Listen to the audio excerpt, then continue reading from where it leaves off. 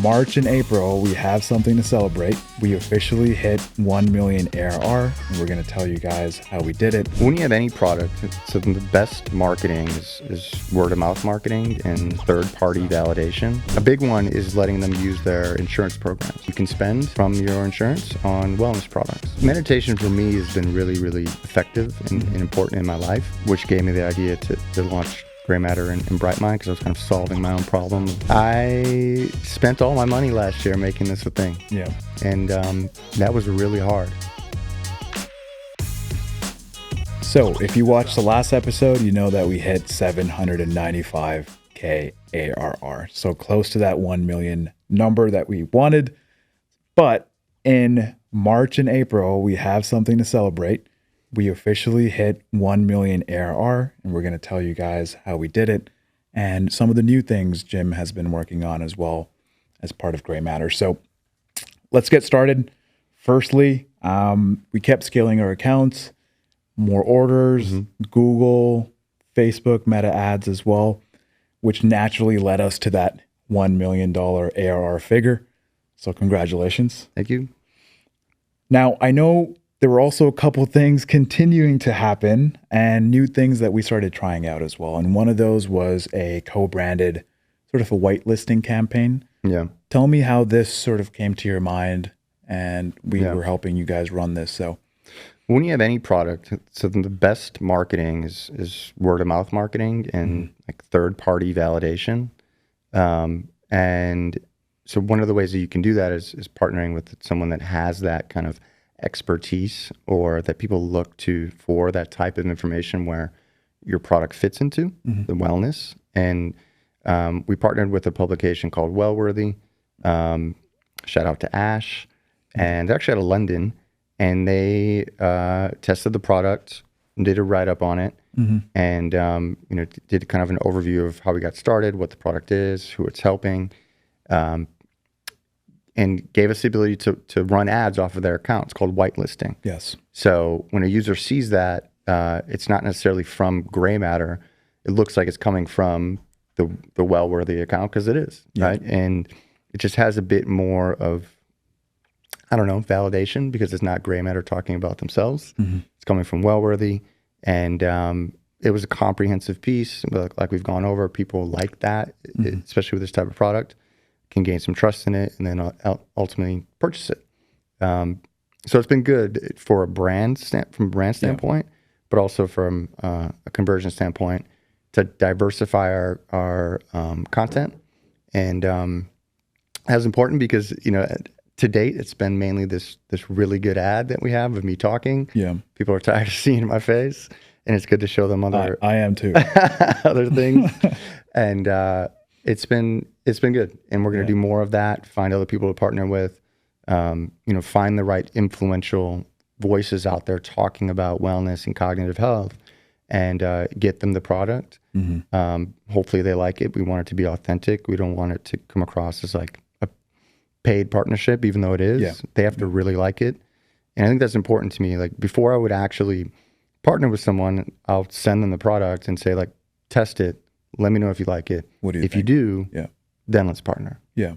Yeah. And I see this being a pretty strong PR move as well, right? So it's a blend of PR, advertising as well, partnering with Wellworthy. And for people who are interested, you're essentially getting access to a different partners' accounts, right? Their Facebook page and Instagram page, and the ads you're running yourself, but through their pages. So you're tapping into their audience. And the pixels that you're setting on these landing pages would be It's technical. your own pixels that you're using. I'm glad that I didn't have to do that. And the page also had to change. Yeah. I'm sure you tried to change. So what happened was, I think the Wellworthy had to change their page for some reason. So we had to change the campaign as well.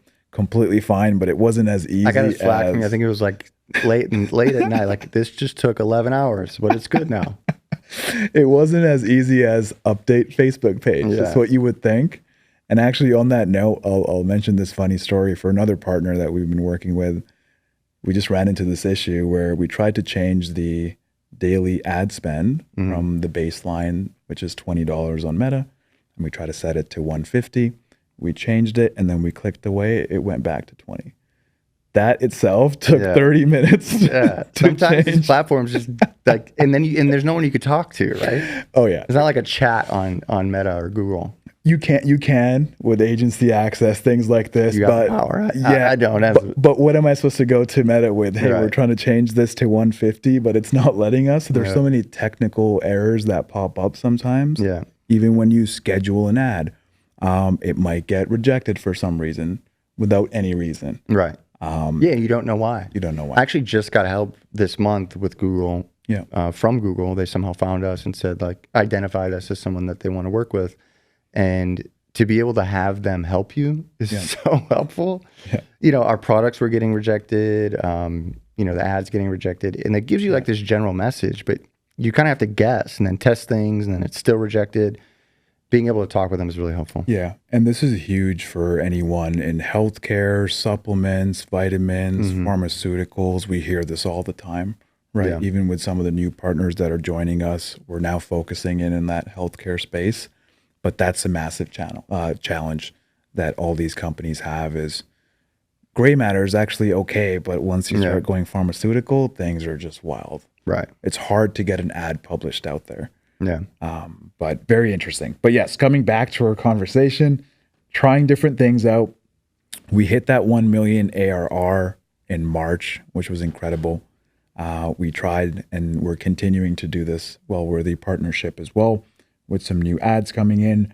And I think you're still dealing with manufacturing issues currently. Okay. Yeah, it's better. It's better. But, the new owner's kind of removing the mediocrity. Yeah. When you have a business that isn't good, there's like an acceptance of mediocrity.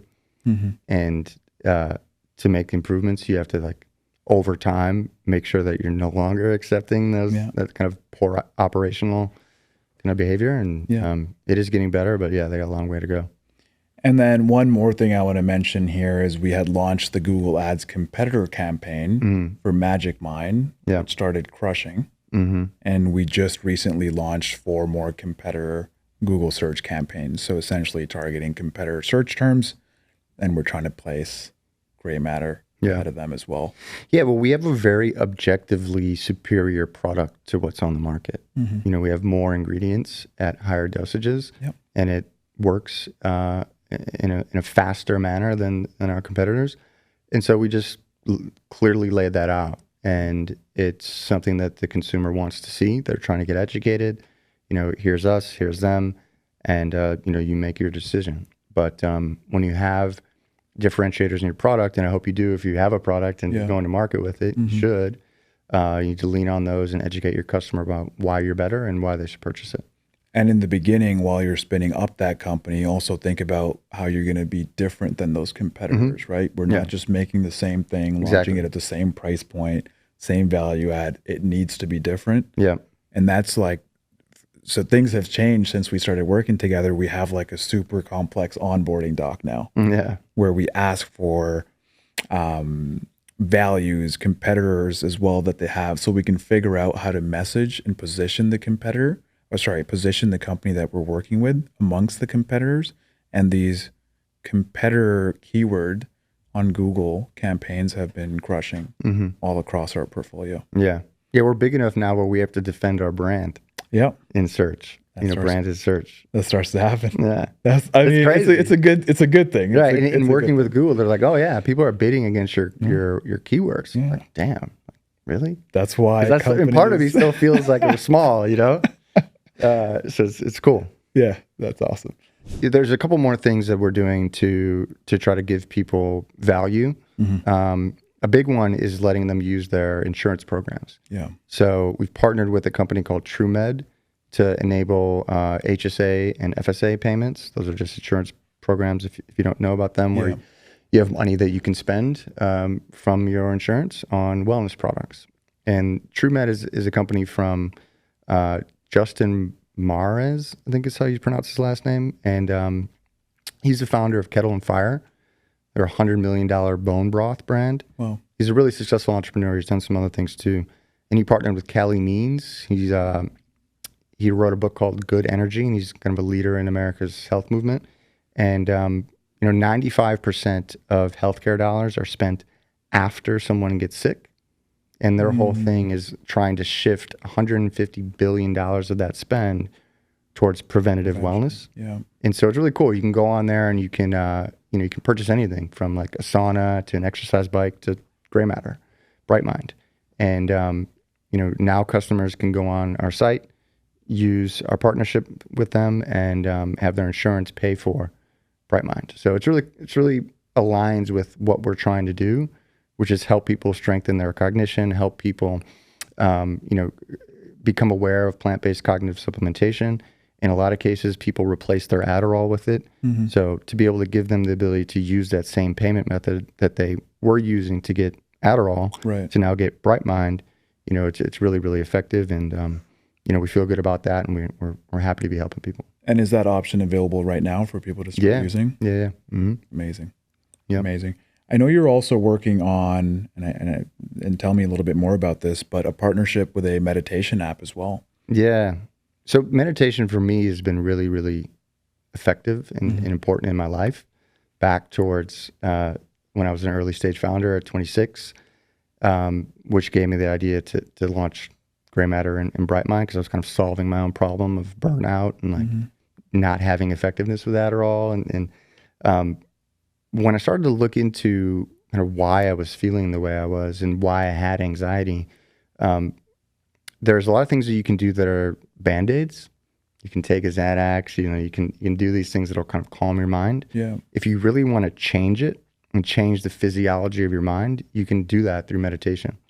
And I read a bunch of books about it and started practicing it on my own. It takes a ton of patience. You have to have a reason to really want to do it. But it changed my life, and it aligns with what we're doing with Graymatter.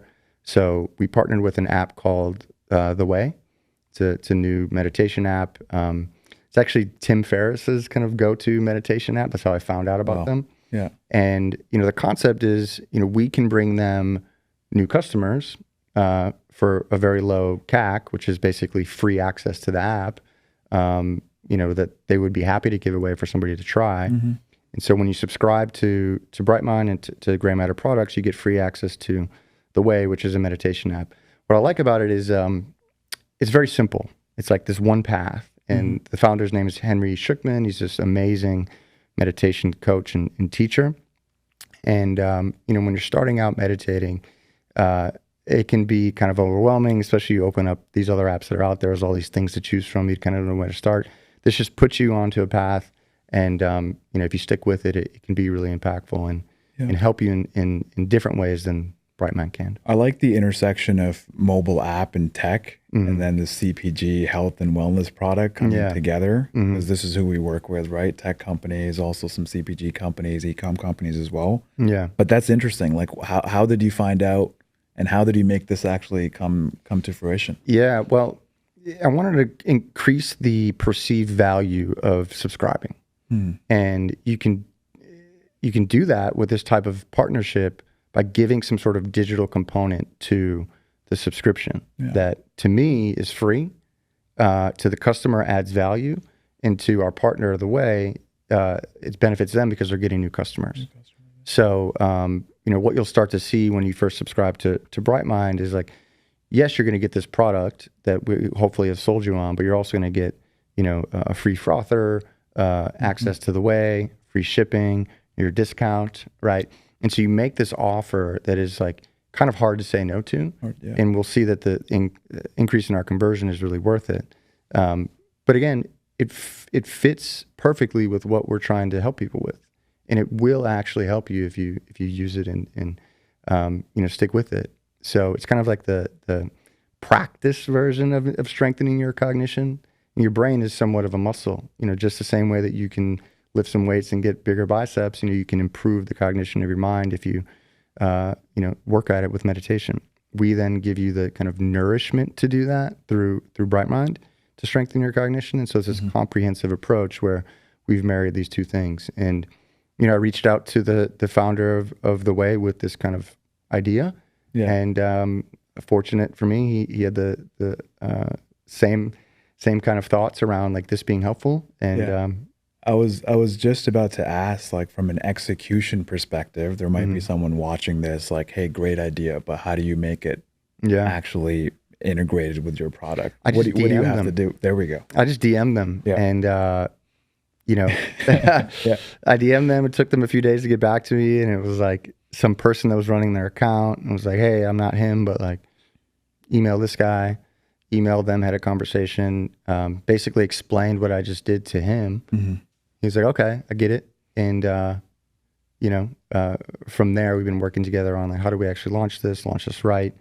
And it wasn't too difficult. They made me this very specific code or link. And, once you subscribe, you get access to that through an email. And, you can start your journey with that with your bright mind at the same time. And if you're really trying to kind of make improvements in your life mentally, it gives you another kind of tool in your tool belt. I think people underestimate the value of DMing, right? And the reason I say that is I used to work in tech before. That's my background. But the way that Roveia started, this is while I was at Meta, was through a DM that I sent to a company that I loved, and I wanted to help them out and do consulting for them. Nice. An Instagram DM, which turned into... down in the DMs. Down in the DMs, right? Which turned into a call, understanding where they need help. It was the marketing space. And instantly we came in and started bringing leads for them, where they started closing deals from that as well. And that's kind of what started Roveia as a whole, through a DM. Nice. So if anyone's watching, stop DMing girls and start DMing companies to make real partnerships as well. We might have to cut that little segment out here at the end, but that's good. No, I think it's important, right? Like to do outreach. That's essentially what you're doing. Reaching out, putting yourself out there, whether it's email, DM, on X, wherever. Listen, no matter what it is, you just got to go make it happen. Yeah. And figure out how to make it happen. And does it take DMing some random person? Yeah, absolutely sometimes. Does it take you shipping your own product sometimes? Yeah. Does it take you flying to your manufacturer to try to convince them to make your product faster? Yeah. Yeah. Like you just got to make it happen. And not taking no, or like not taking an obstacle, as a real stopping point, because there are going to be constant obstacles, and you just got to have the right attitude and stay with the problem until you fix it. Yeah, and you have to do something different, right? Like this is not a strategy someone can say, hey, go DM 5 people and make it work. Okay, I'm glad you said that. So the main thing, and one of the main things that is going to help your life and your communication with everyone is to think about what the other person wants and frame your communication in that way. So I didn't go to the Way founder and say, hey, I need to give more value to my subscribers. I said, hey, would you want me to send you customers that are into this mindset that are already looking for ways to improve their cognition? Of course he's going to say yes. Of course, yes, yeah. You know what I mean? But I think that just concept is so simple, but often not very commonly practiced, where any communication you do should be very much taking into account who you're talking to and what they care about. We're kind of formed to always be thinking about ourselves, wanting things for ourselves, and we often communicate in that way. Yeah. And you're not going to get what you want from somebody else if you're talking about what you want. You want to talk about what they want. Like if I was in his position and I got that email, that's an instant yes, let's have a conversation. Yeah, hopefully. Yeah. Well, I'm saying like the outreach that you did, right? And the DM that you sent. Yeah. I mean, 100%. That makes sense. So let's talk about this. We have a little bit more time here. So what's after? Like now you're at over 1 million ARR, 1.3. It's climbing up 1.4. So what's after this? What's crazy, we've been getting a lot of inbound attention from investors. And, we don't need money. We're profitable. But this is very much a speed game, right? Once there's success in any product, competitors pop up, and it's, on my mind that we have a big opportunity here, but we need to work fast. And so taking capital is going to help us do that. Give you some more firepower to run some ads. Yeah. So it's looking like we're going to raise a round with some really good consumer investors. It's going to be strategic. They're going to help us out with a lot of things. They've done this before. Eventually we might get into retail. We'll launch other products, things that again would be new to me, but they've done. And also, just to have the capital to be able to really, really do everything right is super exciting. Something we should close in next month. Nice. That's exciting. Yeah. So what's one thing that you're looking forward to the most after getting capital like that? Man, I spent all my money last year making this a thing. Yeah. A lot of it. And that was really hard. There was months where I didn't know if it was going to work. And I don't know if I made the right decision. And just to be able to kind of get that breathing room, I'm excited about it. A little bit more comfort. Yeah. But it'll make me perform better too, right? Just less stress. Yeah. I can focus on more business related things. And be open to more risk as well and try different new things out. Yeah. Yeah. And sometimes you got to take a step backwards to ultimately go two forward, right? Yeah. And this is a great example of that. And I had some conviction around it. I'm glad I did it, but didn't make it easy. But now we're getting all the way out to the other end where we're kind of reaping those benefits of having confidence and being, willing to take some risk. Yeah. I'm excited, man. You have some good ideas up your sleeve here. Yeah. Some great results, I think, that are going to form eventually. Looks like you're considering retail as well. That'll be exciting. But yeah, congratulations on 1 million ARR. Thanks. And we'll talk again once you hit 10. Thanks, man. You're really helpful in it too, though. Couldn't have done it on our own. Yeah, appreciate it. Thanks, Jeff.